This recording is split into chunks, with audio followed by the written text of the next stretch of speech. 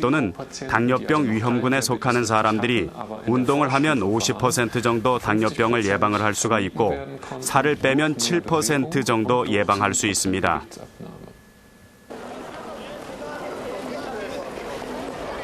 현재 독일에서 당뇨병은 매우 심각한 국민 질환이다.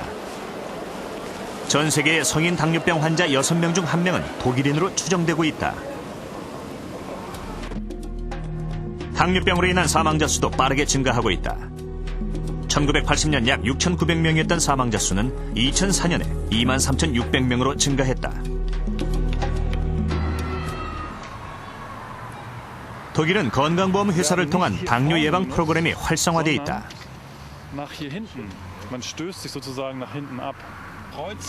각 지역 보험회사들이 실시하는 이 프로그램들은 체중 조절을 위한 걷기 운동 등 당뇨의 예방 교육에 주안점을 두고 있다.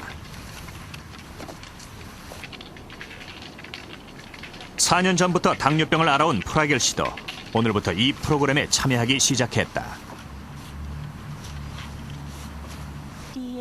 오늘은 처음이라 기초적인 걸음을 배웠는데 나중에는 수업이 한 주에 2번으로 늘어나서 혈당을 낮추는데 실질적으로 도움이 된다고 합니다.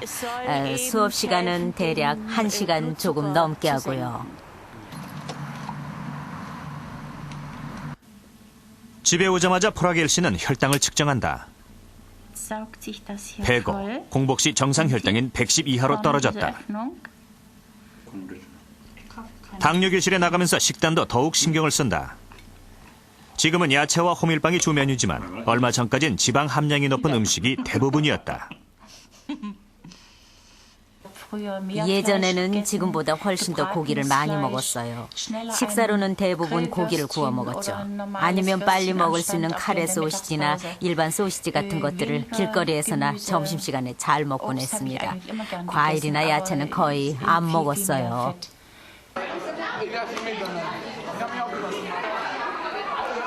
맥주와 소세지의 나라 독일.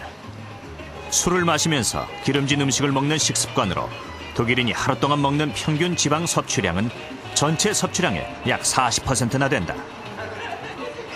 도시 곳곳에 패스트푸드점이 넘쳐나고 운동량은 줄어들면서 비만 인구도 계속해서 증가하고 있다.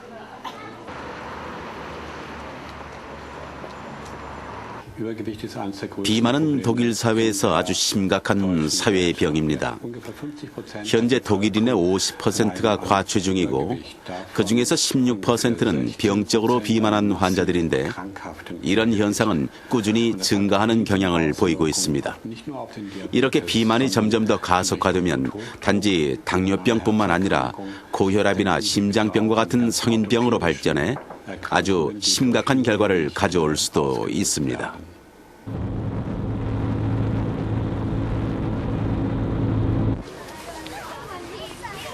스코틀랜드에 있는 한 초등학교에서는 특별한 스쿨버스를 운영하고 있다. 바로 걸어서 학교에 등교하는 걷기 버스이다. 아이들은 매일 아침 학교에서 약 20분 정도 떨어진 곳에서 모여 인솔 교사와 함께 학교까지 걸어간다. 친구들이랑 얘기할 수 있어서 기분 좋고 운동도 되니까 좋아요. 아침에 학교에 가면 잠도 깨어 있고 차 타고 가는 것보다 건강에 좋은 것 같아요.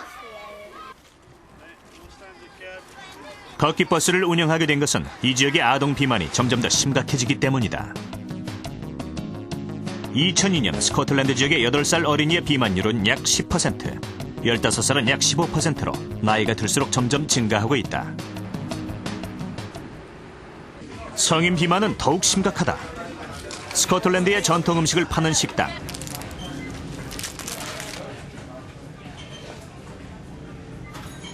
초콜릿에 튀김옷을 입혀 튀겨내는 프라이드 미즈바는 이 식당에서 가장 인기 있는 음식이다. 프라이드 미즈바 외에도 튀긴 소세지 등 각종 튀김 요리가 이 식당의 주 요리다. 초콜릿을 튀겨서 먹는 건 스코틀랜드의 전통이에요. 대부분 버터를 발라 먹거나 기름에 튀겨서 먹는 식이죠. 그렇게 해서 지방과 단백질을 많이 섭취하는 겁니다. 이렇게 추운 날씨에 몸을 따뜻하게 하고 활동하려면 지방이 아주 많이 필요하죠. 추운 지역인 스코틀랜드는 오래전부터 지방 함량이 높은 육류나 튀긴 음식을 먹어왔다. 스코틀랜드인은 여전히 기름진 음식을 좋아하지만 점점 활동량이 줄어들면서 비만 인구가 급증하고 있다. 스코틀랜드의 식단은 바뀔 필요가 있습니다. 심장병이나 암, 뇌졸중, 당뇨병과 점점 증가하는 비만 등의 문제를 불러일으키기 때문이죠. 이건 바로 우리 스코틀랜드의 식단이 너무 많은 열량을 함유하고 있기 때문입니다. 열량은 지방과 당분에서 나오는데요. 음식에 있는 여분의 지방은 우리의 콜레스테롤 수치를 높이고 있습니다. 그리고 이 콜레스테롤이 비만과 뇌졸중, 그리고 심장병의 원인이 되고 있습니다.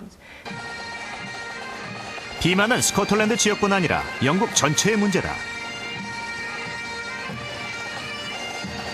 영국 심장협회에서 주최한 걷기 대회.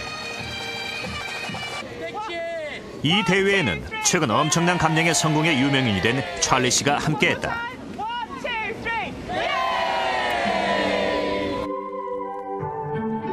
찰리 씨는 1년 전까지만 해도 280kg의 거구였다. 비만으로 건강이 악화됐던 찰리 씨는 살을 빼기 시작했고 걷기 운동으로 130kg을 감량했다. 찰리가 280kg이었을 때는 언제라도 심장마비를 일으킬 수 있는 상태였습니다. 걸어다니는 시한폭탄이나 마찬가지였죠. 처음에는 3걸음도 걸을 수가 없었는데 이제는 수십만 보를 걸을 수 있게 되었죠. 찰리 씨의 문제는 식습관이었다. 안녕하세요. 그냥 좀 들러볼게요. 전 매일 밤 이 음식들을 포장해 가서 먹었습니다. 칩이랑 치킨 마드라스, 치킨 코우마, 치킨 마살라, 모든 걸 다 먹었지요. 살을 빼기 전에 찰리 씨의 주식이던 가공식품과 패스트푸드는 과체중인 영국인들이 먹는 음식과 크게 다르지 않다. 비만으로 고통받는 영국인은 해마다 늘어나고 있다. 비만율의 증가와 함께 심장병 수술도 20년 동안 약 17,000건이 늘어났다. 심장질환으로 인한 남성 사망률도 영국이 인구 10만 명당 229명으로 이웃나라 프랑스의 4배가 넘는다. 비만은 심장질환 발생에 기여하는 주요한 원인 중 하나입니다. 비만은 나쁜 식습관의 결과로 대부분의 경우 지방의 과도한 섭취로부터 비롯되는데 이는 심장질환 증가의 큰 원인입니다. 또 사람이 비만하게 돼서 살이 찌면 찔수록 몸은 그만큼 많은 부담을 안게 되는데 심장도 살이 찌면 견디기 힘듭니다.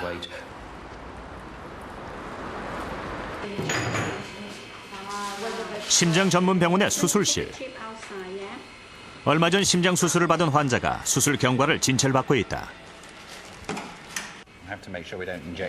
가슴에 심한 통증을 호소하며 병원에 온 환자.